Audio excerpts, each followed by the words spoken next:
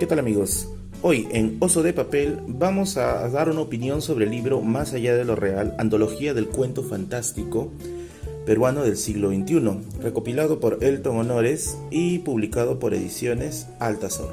Antes de comenzar el video, quiero dejar en claro que no soy ningún experto en literatura, no soy un crítico literario, simplemente soy una persona que le gusta leer, que tiene una pasión por la lectura y la colección de libros y que le gusta recomendar esto a personas que tienen gustos similares o mejor aún a personas que están buscando qué leer y quizás pueda darles algún tipo de recomendación sobre algunos libros que me han impactado, como es el asunto de acá.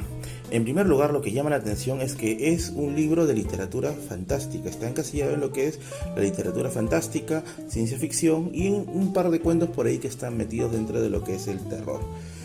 Son autores peruanos. Este es algo que llama bastante la atención, puesto que mucha gente piensa que la literatura fantástica o ciencia ficción solamente progresa en países como Estados Unidos, países como Inglaterra o algunos otros países europeos más por ahí, en la cual se escuchan nombres como los de Ray Bradbury, Arthur C. Clarke, Isaac Asimov, etcétera, ¿no? Pero no. Dentro del Perú hay una gran variedad de autores que escriben efectivamente literatura fantástica y que tienen mucho, pero mucho material que ofrecer, y eso es lo que nos trae acá, a Más allá de lo real. Lo primero que podemos darnos cuenta es que la publicación es muy, pero muy hermosa. Si se habrán dado cuenta, hay una especie de, al tacto incluso se siente, una especie de rayas semi blancas que están ahí, que no alteran tampoco la imagen que se ve acá, que es una imagen que hace referencia a la fantasía, un cuadro de fantasía, y que le da ese toquecito especial que suele sacar Altazor en sus libros. No es el primer libro de Altazor que compro, por si acaso, se suele repetir esto bastante en sus libros, ¿no? Ese libro es del año 2018, si más no recuerdo lo compré en una feria que se hacía en el Parque Kennedy, ¿no? Me habrá costado alrededor de 28 o 25 soles, ya no lo recuerdo muy bien, pero me dejó una increíble sensación de que debo buscar más de estos libros, ¿no? Es un libro que me ha dejado en muchos sentidos impactado, sumamente con ganas de comunicárselo a otros, porque siempre me gusta recomendar este libro cada vez que puedo, y que siempre es bueno darle una releída cada cierto tiempo, porque la fantasía se reescribe continuamente a medida que uno lee, ¿no? Ve detalles que quizás el autor no ha, o bueno, que el autor ha querido poner, pero que uno no lo ha captado en su momento, pero con una segunda o tercera lectura ya lo tienes allí. El otro punto es que es cuentos, una antología de cuentos. Acá quizás voy a dar una opinión un tanto polémica y quizás no muchos estén de acuerdo conmigo, pero no suelo ser un fanático de lector de novelas, porque en muchos casos la novela tiene una cierta frecuencia que se puede llamar atractiva en un inicio, pero después se puede volver pesada y a veces se convierte más que en un placer en una responsabilidad terminarlo. Por eso es que a mí me gustan mucho los relatos cortos, ¿no? Los cuentos. En este caso son, si no me equivoco, 13 cuentos que van a ser la perfección.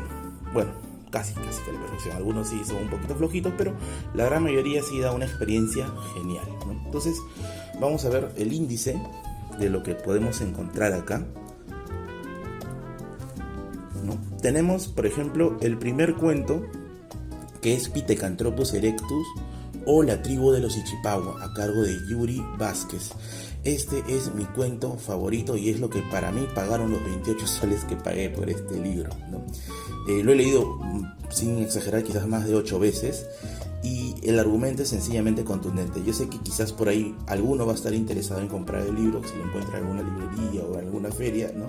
Pero yo les recomendaría bastante por el cuento de La tribu de los Ichipahua. Más o menos dando un breve resumen sin caer mucho en el spoiler, porque la maestría de este cuento se ve a la hora de vivirlo con la lectura.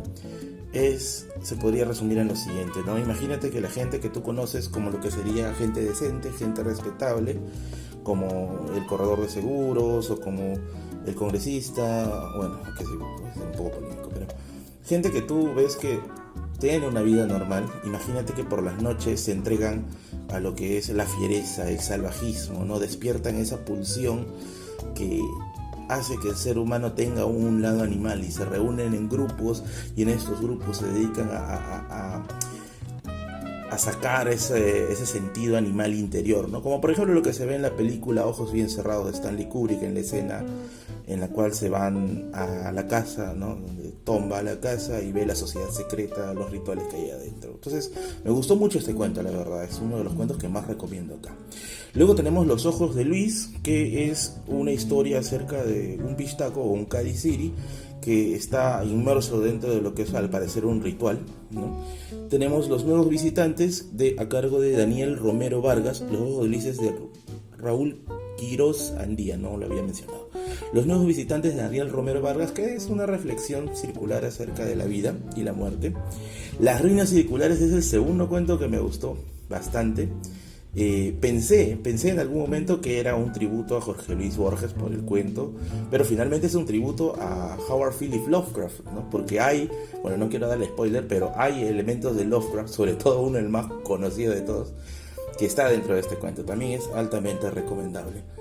Voces del Valle Azul de Pedro Ugarte Valdivia. Ugarte Valdivia es probablemente mi autor favorito de lo que es literatura de ficción.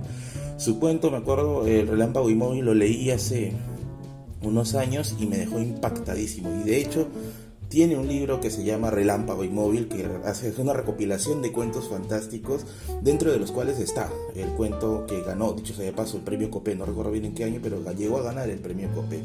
Ese de hecho tiene que ser analizado acá, o tiene que ser opinado. No estoy haciendo un análisis, sino una opinión. El violinista de las montañas de Karina Pacheco. Cuy de Monte de Denis Arias Chávez. Me pareció un cuento un tanto flojito. No fue de mi, quizás no fue de mi gusto, de todos los que encuentro acá, pero es un cuento divertido, pasable, ¿no? Que es la historia de cómo un animal doméstico, incluso de cocina, como el cuy, no puede llegar a convertirse en una amenaza, como una especie de zombie. No me atrajo mucho, pero tampoco es malo, no sería tan malo.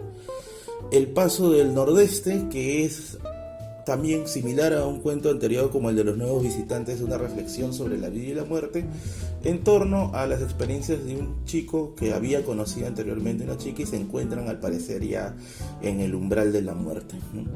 Destinatario desconocido de Jorge Rivera Rojas. Paltas de Pedro Pérez del Solar. No recuerdo muy bien el cuento ahorita, disculpen si no puedo darles un breve resumen. Tatuaje fue el siguiente cuento que también me gustó, de Sandro Bocio.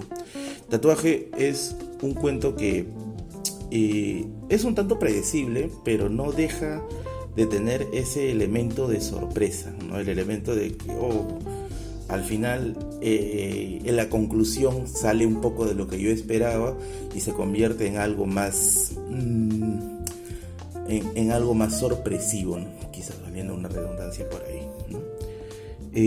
Los Multifuckers también es un cuento cortísimo, creo que tiene unas 3 páginas, es muy breve, de Gonzalo Málaga Ortega, y es una especie de sociedad secreta que está vinculado a lo que son ciertos autores, ¿no? También es sumamente entretenido, ¿no? El Bote de Luis Zúñiga, que trata acerca de unos náufragos que están a la deriva en un bote, ¿no? Y en este bote se ponen a reflexionar sobre lo que es el paso del tiempo y la inminencia de lo que puede ser la muerte, ¿no? Es un cuento bastante entretenido también, es cortísimo, se lee muy rápido, son unas 2-3 hojas también si no me equivoco. Rutka o la historia de algunas flores extrañas de Yelima Fernández. Conversación en el cementerio de Yelina Puyiti, si no me equivoco, sí, Yelina Puyiti, ¿no? Ese también me gustó. Es también un tanto predecible, pero el goce está en ver cómo el autor llega a desenlazar todo esto, llega a hacer que el nudo que genera el inicio se convierta finalmente en un desenlace sumamente interesante, ¿no? En resumidas cuentas, es el encuentro de un guardia de cementerio con un alma, ¿no? Con un ánima, y que al final este encuentro genera un diálogo bien interesante y termina de una manera un tanto escabrosa. Es un cuento de terror, o bueno, creo que quiso ser un cuento de terror y sí lo logró. Es bien interesante y genera algunas emociones de espasmos y se lee en una hora penumbrosa.